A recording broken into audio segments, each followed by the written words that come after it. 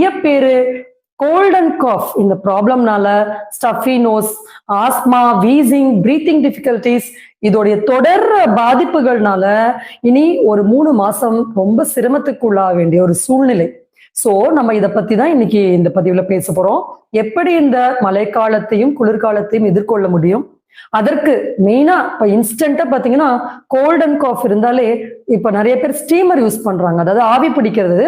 So அதை ஒரு different மெத்தட்ஸ்ல use பண்றாங்க. அதுக்கு எது பெஸ்டான ஆப்ஷன், எந்த மெத்தட்ல நம்ம இந்த மாதிரி ஸ்டீம் எடுக்கும்போது இமீடியட்டா கோல்ட் அண்ட் காஃப் வந்து கண்ட்ரோல் ஆகும் அப்படின்றதையும் இந்த பதிவுல பார்க்க போறோம்.